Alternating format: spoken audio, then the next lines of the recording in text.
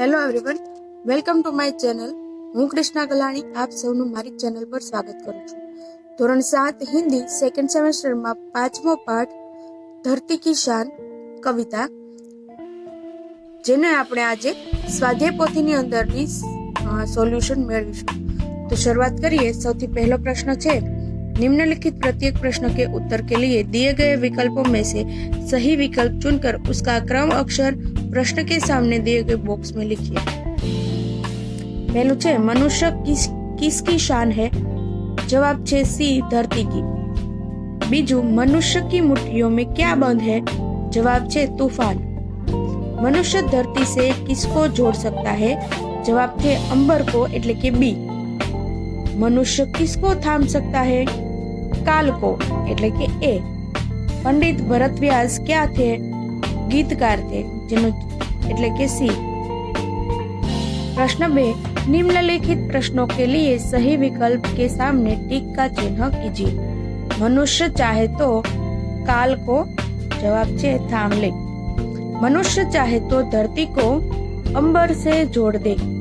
मनुष्य चाहे तो माटी से अमृत निचोड़ दे. प्रश्न 3, कोष्टक में से उचित शब्द चुनकर रिक्त स्थानों की पूर्ति कीजिए. पहलू, तेरी मुट्ठियों में बंद तूफान है. तू जो चाहे नदियों के मुख को भी मोड़ दे. तू जो चाहे माटी से अमृत निचोड़ दे. अमर तेरे प्राण मिला तुझको वरदान. तेरी भ्रुकुटी में तांडव का ताल है. प्रश्न 4, सही वाक्यांश चुनकर विधानों को पूर्ण कीजिए.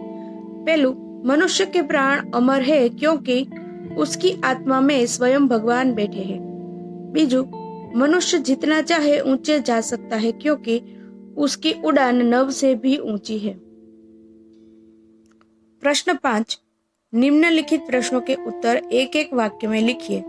कवि ने किसे धरती की शान कहा है? कवि ने मनुष्य को धरती की शान कहा है. बीजू, कवि ने मनुष्य को क्या पहचानने के लिए कहा है? कवि ने मनुष्य को अपनी शक्ति पहचानने को कहा है. महाकाल कहाँ छिपा है? महाकाल मनुष्य की छाती में छिपा है. मनुष्य किसके समान धीर है? मनुष्य धरती के समान धीर है. कवि ने मनुष्य को किसके समान वीर बताया है? कवि ने मनुष्य को अग्नि के समान वीर बताया है. प्रश्न 6, निम्नलिखित प्रश्नों के उत्तर लिखिए. कवि ने मनुष्य को महान क्यों कहा है? मनुष्य में अद्भुत शक्तियां है. वह असंभव को भी संभव कर सकता है. जो भगवान सब कुछ कर सकता है वह मनुष्य की आत्मा में निवास करता है. मनुष्य में हिमालय जैसा दिमाग है. उसमें शिव के समान सामर्थ्य है. मनुष्य की इन्हीं असाधारण शक्तियों के कारण कवि ने उसे महान बताया है. आप क्या क्या कर सकते हैं? मैं नदी में तैर सकता हूँ, कुएं से पानी निकाल सकता हूँ, साइकिल चला सकता हूँ, पतंग उड़ा सकता हूँ और ऐसे ही कई सारे काम कर सकता हूँ. विविध क्षेत्रों में मनुष्य ने क्या क्या प्रगति की है? रासायनिक खाद और ट्रैक्टर बनाकर मनुष्य ने कृषि क्षेत्र में उत्पादन बढ़ाया है. विद्युत शक्ति से चलने वाली मशीनों द्वारा उसने औद्योगिक क्षेत्र में तरह तरह का उत्पादन प्राप्त किया है. टेलीफोन और मोबाइल से संचार व्यवस्था में क्रांतिकारी बदलाव किया है. चिकित्सा क्षेत्र में तरह तरह की दवाइयाँ और इलाज के नए साधन की खोज की है. इस प्रकार मनुष्य ने अद्भुत प्रगति की है. अन्य जीवों से मनुष्य महान कैसे है?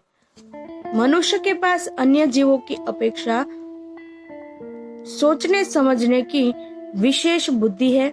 इस बुद्धि के द्वारा उसने अनोखे आविष्कार किए हैं. मनुष्य को वाणी का वरदान मिला है. इसके पास भाषा की शक्ति है.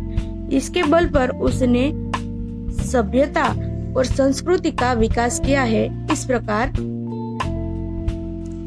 मनुष्य क्या क्या कर सकता है? मनुष्य पहाड़ों को तोड़ सकता है. वह नदियों के बहाव मोड़ सकता है. वह मिट्टी से अमृत निकाल सकता है. वह धरती और आकाश को एक कर सकता है। इस प्रकार मनुष्य असंभव लगने वाले काम भी कर सकता है। मनुष्य युग का आह्वान कैसे करता है? मनुष्य की वाणी में बड़ी शक्ति है। वाणी के बल पर वह लोगों को प्रभावित कर सकता है। वह लोगों के विचार बदल सकता है। इस प्रकार अपनी वाणी के प्रभाव से मनुष्य युग का आह्वान कर सकता है। मनुष्य यदि हिम्मत से काम ले तो क्या हो सकता है? मनुष्य यदि हिम्मत से काम ले तो पापों को बढ़ने से रोक सकता है। दुनिया में बढ़ने वाली पशुता कम हो सकती है। इस प्रकार प्रश्न 7, निम्नलिखित काव्य पंक्तियों का भावार्थ लिखिए। पृथ्वी के लाल तेरा हिमगिरी सा बाल, तेरी भ्रुकुटी में तांडव का ताल है। हे पृथ्वी के पुत्र, तेरे पास हिमालय जैसा उच्च दर्जे का दिमाग है। तू अगर क्रोध में अपनी भौं तिरछी कर दे तो उसका वही असर होगा जो शिव जी के तांडव की ताल में होता है। गुरु सा मतिवान, पावन सा तू गतिमान, तेरी नभ से भी ऊंची उड़ान है रे। हे मनुष्य, तुझ में महान देवगुरु जैसी बुद्धिमत्ता है और तू पवन की तरह गतिशील है, परंतु आकाश से भी ऊंचे पहुंचने की शक्ति रखता है। प्रश्न 8, निम्नलिखित शब्दों के समानार्थी शब्द लिखिए। धरती तो पृथ्वी, पर्वत तो पहाड़, नदी तो सरिता, माटी तो धूल, अंबर तो आकाश, अग्नि आग, पवन तो हवा। प्रश्न 9, निम्नलिखित शब्दों के अर्थ लिखिए। हृष्ट पुष्ट तो तगड़ा हट्टा-कट्टा, संवाद तो बातचीत, शीघ्र तो जल्दी, जोहर यानी पराक्रम, अजनबी तो अपरिचित, वेदांत तो ब्रह्म विद्या, मुकद्दर तो भाग्य, शागिर्द तो शिष्य, वृत्ति तो मनोदशा अथवा मन का झुकाव, स्पष्ट तो साफ साफ। प्रश्न 10, उचित जोड़ मिलाइए। पहलो छे मनुष्य की आत्मा में स्वयं भगवान है। बीजू मनुष्य की नयनों में ज्वाला है। त्रीजू मनुष्य की भ्रुकुट में तांडव का ताल है। मनुष्य की वाणी में युग का आह्वान है। मनुष्य की छाती में महाकाल है। प्रश्न 11, नीचे दिए गए शब्दों का विरोधी शब्द देकर वाक्य में प्रयोग कीजिए। उदाहरण, धरती विरुद्धार्थी आकाश। वाक्य, पक्षी आकाश में उड़ रहे हैं। पहलू, अमृत विरुद्धार्थी विष। मीराबाई का विष भगवान श्री कृष्ण ने पी लिया था। वरदान विरुद्धार्थी अभिशाप। दहेज प्रथा एक सामाजिक अभिशाप है। ऊंचा विरुद्धार्थी नीचा। मैं अपने पिताजी का सर नीचे नहीं होने दूंगा। पाप विरुद्धार्थी पुण्य। विद्या का दान बहुत ही पुण्य का काम है। जीवन विरुद्धार्थी मृत्यु। वीर पुरुष मृत्यु नहीं पाते, मृत्यु को गले लगाते हैं। प्रश्न 12, नीचे दिए गए शब्दों को शब्दकोश के क्रम में लिखिए। पहलू, तूफान, वरदान, नयन, शीश, क्षति, आयना, झंकार। जेनो जवाब छे पहलू, आयना, क्षति, झंकार, तूफान, नयन, वरदान, शीश। तो विद्यार्थी मित्रों, ધોરણ 7 પાઠ 5 ની સ્વાધ્યાયપોથીનું સોલ્યુશન અહીં સમાપ્ત થાય છે। આશા રાખું છું કે તમને દરેક સવાલના જવાબ વ્યવસ્થિત રીતે સમજાઈ ગયા હશે। જો ન સમજાણા હોય તો વિડીયો ફરીથી એક વખત જોઈ લેવા વિનંતી।